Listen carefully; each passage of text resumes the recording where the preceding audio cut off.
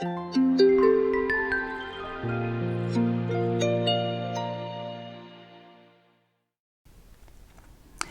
everyone, my name is Virginia McKenna and I'm going to read you a story from this lovely book called Tales of the Full Moon by Sue Hart. These stories are all told by a spider, and the story I'm going to read to you is called Buzz Bee, the Amazing Honeybee. And the name of the spider who tells the story is called Spinoza, because he spins. One lovely summer evening, the animals gathered as usual round my umbrella thorn tree. They'd come from far and wide, for I'd passed the word that a special visitor was going to tell a story. There was not enough room for them all, so Rumble Drum the elephant kindly allowed Lash the crocodile and Splash the hippopotamus to lie underneath him. "Tonight," I began, "I would like to introduce you to a newcomer. This is Buzz Bee, a very important resident of the bush. Ever since the giraffe's sore throat was cured with honey, the honeybee has been looked upon with new respect. Everyone has been searching for honey. Tequani, the hammercop, needed it for his broken wing. Gruff, the lion, found it very soothing when his paw was pierced by a porcupine quill. Willie Warthog's piglet would have been blinded by the spit of a cobra had it not been for honey. Even Rumble Drum found it soothed his nasty toothache. Buzz Bee, sitting just above my head, whirred her wings with pride. Then she flew a circle and landed next to me, making certain that she was nowhere near the sticky, silky threads of my web. "We invited you, Buzz Bee," I continued, "because so many of us would like to know more about the honey makers. We are so glad you could spare the time to be with us on this night of the full moon." The animals sat spellbound, looking up at the tiny insect. How beautiful she was! Her eyes and wings were sparkling silver in the moonlight. "I would like to begin by saying," buzzed the bee, "that we are the cleverest, the busiest, and the most useful of all creatures on earth. We are a link between animal and plant life. As we collect nectar for our nest, we deposit pollen, moving from one flower to the next." "Hee!" giggled Hattie the hyena. She could not believe that anyone so small could think so much of herself. Shishi the squirrel thought it funny too and began to flick her tail. Merlin the monkey, sitting on the rhino's horn, rolled over and over with laughter until Rip tipped him off onto the ground. As usual, it was Rumble Drum who called for order. "Control yourselves," he trumpeted sharply. "Let Buzz Bee get on with her tale." "I cannot understand why you think it funny," continued the bee, offended at the interruption. "Perhaps you have not heard that honey, which you all like so much, cannot go bad. The squirrel's nuts go sour if you store them too long, and the fruit of the marola tree ferments and rots, but honey always remains the same, however long you may wish to keep it." "It is true, it is true," chirped the honey-guide bird, rattling to gain everyone's attention. "Who are you?" snapped Lash the crocodile. "How can a bundle of feathers know anything about honey?" "I am the honey guide," came the reply, "and I know a lot about bees. I feed on their wax, but I could do nothing without the help of the honey badger." "You empty-headed creature," said the crocodile, who never tasted honey. "How can a bird and a badger go hunting together?" "Grrr!" snarled the fearsome badger from under the giraffe. "Who dares to question what the honey guide has said?" Getting onto his short legs, Lash looked to see who was challenging him. Look out, warned Doo-Doo Dove from her perch. Raising his white top-coat in fury, the honey badger bared his teeth and pointed his claws at the crocodile. "He may be small, but he's fearless, and would tackle even you." "Oh, let's get on with the story," whinnied the zebra, stamping her hooves with disapproval. "Please, Rumble Drum, do keep the honey guide to the honey badger and the crocodile in order." But there was no need for the elephant to say one word. The angry badger returned to his place under the long legs of the giraffe. The crocodile retreated under the belly of the elephant, and the honey guide folded his brown wings to show that the argument was at an end. "Please go on," I asked Busby.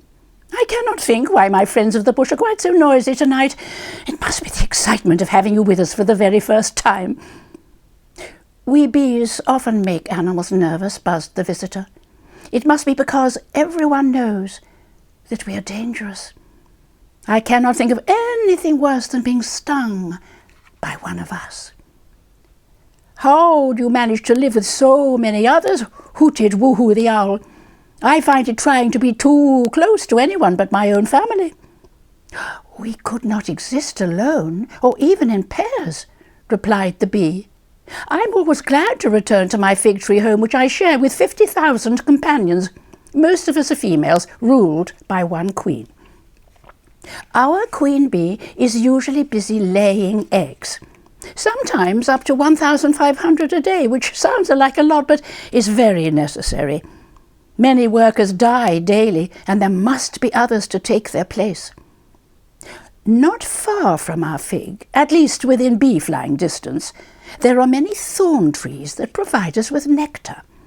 Farther up into the hills, towards the rock kopje where the badger lives, there are fields of aloes that provide us with food in winter.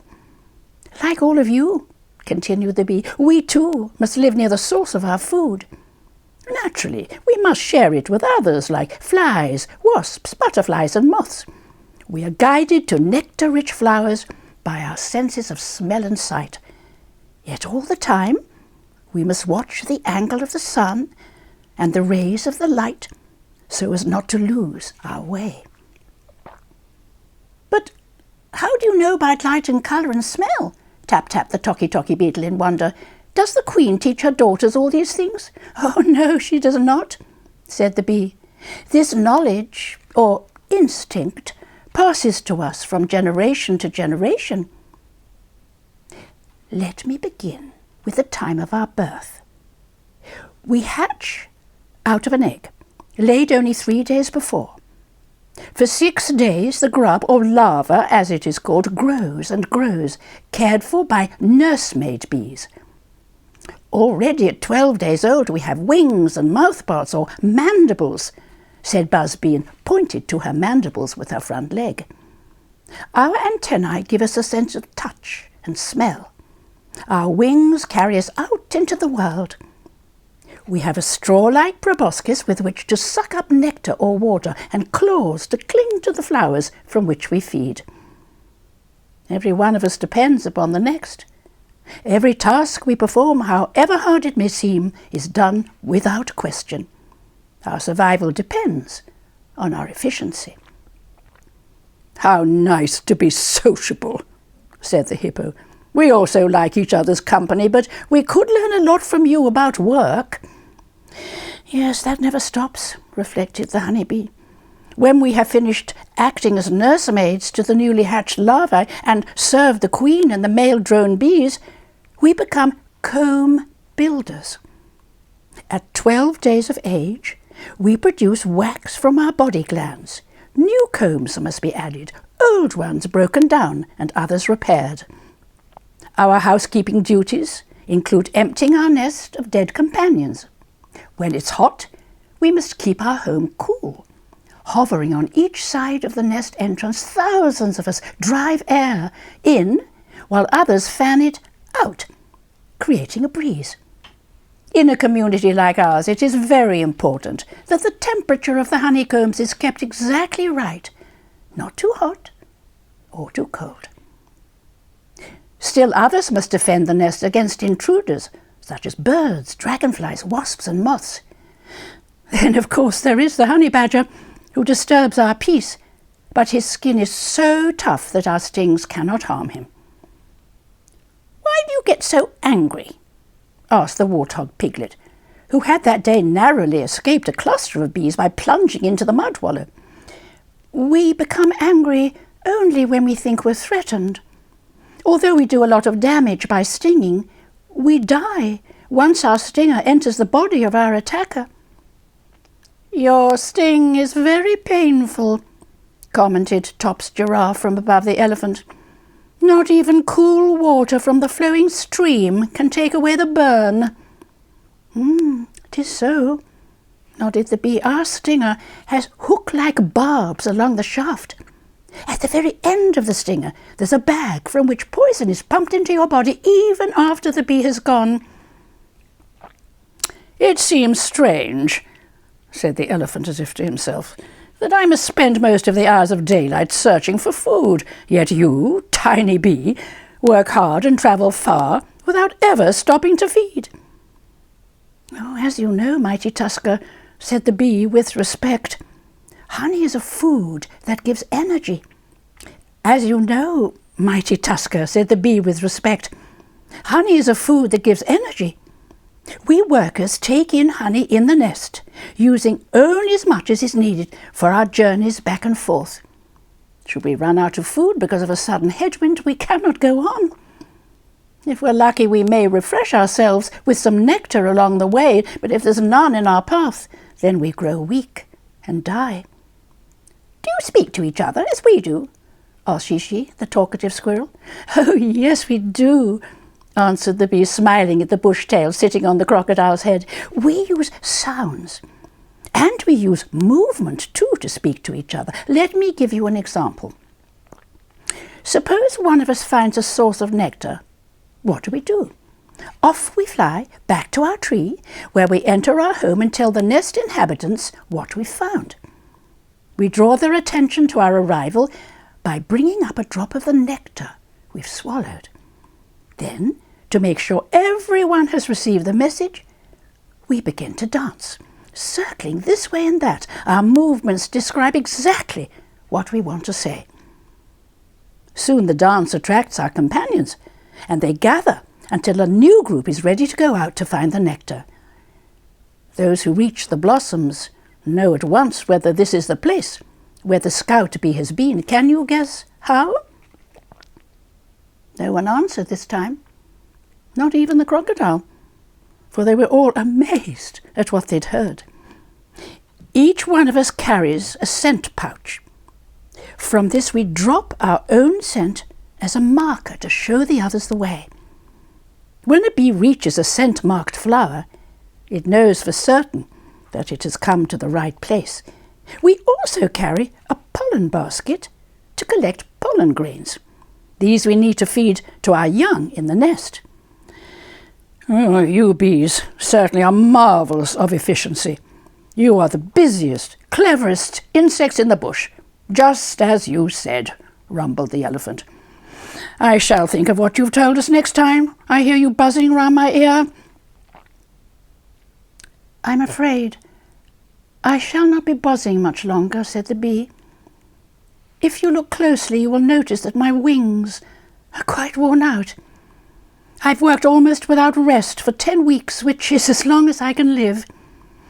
We bees survive only as long as our wings. When they cannot carry us, then we must leave the bush forever." "We elephants live only as long as our teeth can grind," said Rumble Drum. "Once they wear out, then we too must leave our bush home. But we don't mind, for we know that Spinoza will tell our tale after we've gone." "Yes, little Buzzbee, builder of combs, gatherer of nectar, defender of your nest," I said, "your tale shall also be spun into my web and never be forgotten. From this night on, all the inhabitants of the bushveld shall know what a wonderful creature the honeybee really